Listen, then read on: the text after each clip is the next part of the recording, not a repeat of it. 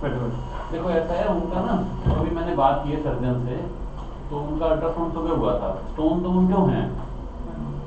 अब एक चीज होती है कि इन्फेक्शन साथ में है या नहीं है, मतलब ठीक सूजन है या नहीं है। तो सूजन के बारे में वो कहते हैं कि थोड़ा सा हमें डाउटफुल है, हम एक बार और अल्ट्रासाउंड करेंगे। मैं तो इनको एंजियोग्राफी के लिए ले रहा था, मैं इसलिए रुक गया।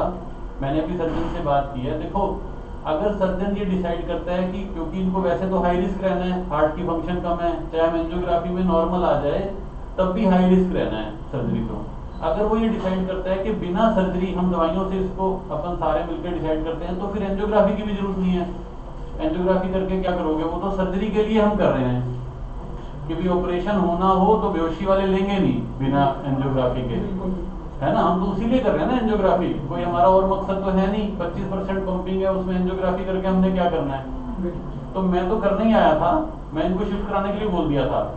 फिर मैं अभी सोच रहा हूँ कि रुक जाते हैं, दोबारा अल्ट्रासाउंड भी होने देते हैं, है ना। पहले वो डिसीजन होने दो अच्छे से, मतलब तुम्हारे से राय ले रहा हूं मैं। अगर तुम कहते हो भाई एक चीज तो रूल आउट कर दो, तो मेरा तो 10 मिनट का काम है, मैं एंजियो करके हार्ट वाली चीज तो रूल आउट कर दूंगा। लेकिन हम ये सोचें कि एंजियोग्राफी मान लो ठीक भी है, तो ऑपरेशन बिना किसी चिंता के हो जाएगा, वो फिर भी नहीं होना, क्योंकि जो पंपिंग कम है वो तो हाई रिस्क रहना ही है, ठीक है कि नहीं।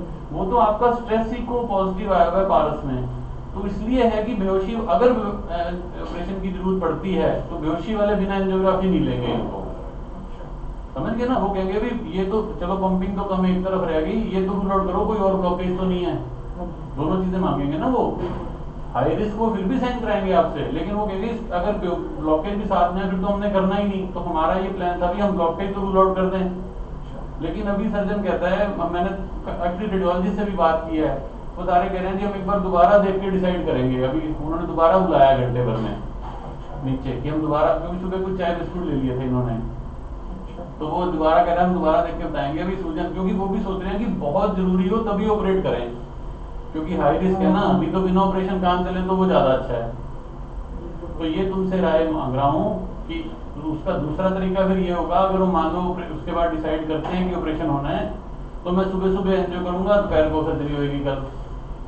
और तुम कहो कि भाई ये चीज तो रूल आउट कर दो, तो मैं तो आया बैठा हूँ, 10 मिनट का काम है। डॉक्टर साहब मैं तो आपके देखो बेटा, मैं तो तुम्हें एक फैमिली मेंबर की तरह सारी चीज बता रहा हूँ। बस आपने सारा बताया डॉक्टर साहब, जो आपको अच्छा लगे डॉक्टर साहब वो करना है। तो मैं भी बिल्कुल उसी हिसाब से जा रहा हूँ आपके बेहतरीन तरह से। तो फिर एक ऐसे है ना, एंजियोग्राफी मैं कर देता हूँ, वो चीज भी रूल आउट। ऐसा भी हो सकता है यार, ये दर्द सारा हार्ट का ही ना हो रहा हो, 2% ये भी चांस रहता है, तो उसको मैं रूल आउट कर देता हूँ, या कल भी कर सकता हूँ, मेरी तरफ से तो कोई ऐसी बात नहीं है। कल कर लेते हैं तो फिर हाँ, वो कल कर लेते हैं, आज वो करके डिसीजन ले लें। वो कहें हाँ हमें ऑपरेशन करना है, फिर तुम बेहोशी वालों से भी मिलना, भाई हाँ जी एंजियो नॉर्मल आ गई, जब तो करवा दोगे, पता चले फिर कहते जी नहीं करा सकते, फिर फायदा क्या एंजियो करने का। फिर एंजियोग्राफी तो हम इसीलिए कर रहे हैं कि सर्जरी हो सके। वैसे तो दर्द में आराम बता रहे हैं वो, ठीक है। अगर ऐसे चल जाए तो ज्यादा अच्छा है, क्योंकि ये हाई रिस्क ऑपरेशन है, इसको जहां तक ना हो सके उसके बिना चलने में ज्यादा फायदा है।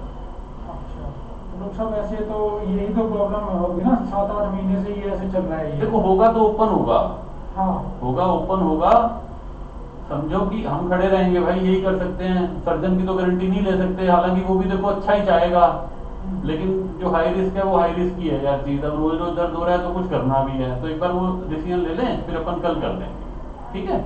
तो कल ही फिर अगर एंजियो भी करके और हाँ होता है तो कल ही सर्जरी हो जाएगी, मैं सुबह सुबह कर दूंगा, कोई दिक्कत नहीं। ठीक है डॉक्टर साहब, थैंक यू।